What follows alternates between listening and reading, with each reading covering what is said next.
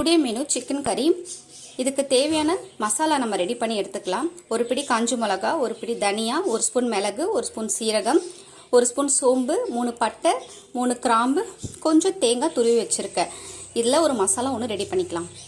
Case on பண்ணி இந்த மசாலாவை நான் ட்ரை ரோஸ்ட் பண்ணி எடுத்துக்கிறேன்.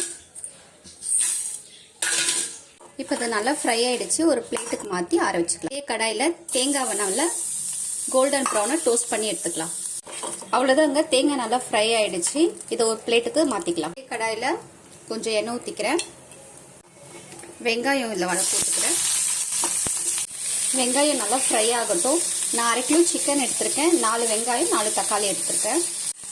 வெங்காயம் இந்த அளவுக்கு வதங்கினா போதும். இது கூட நான் தக்காளி ஆட் பண்ணிக்கிறேன். இந்த அளவுக்கு வதங்கினா போதும்.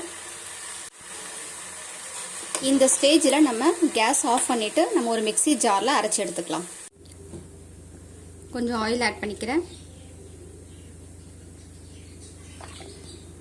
ஆயில் ஹீட் ஆனதும் வெங்காயம் தக்காளி பேஸ்ட் இதில் ஆட் பண்ணிக்கிறேன்.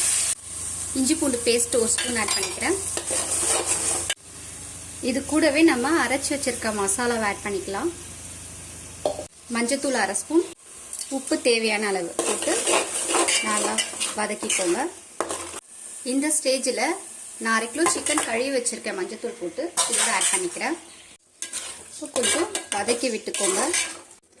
இந்த ஸ்டேஜில் கொஞ்சோடு தண்ணி நான் ஆட் பண்ணிக்கிறேன். நம்ம ஜாரில் இருக்க தண்ணியை ஊற்றிக்கலாம்.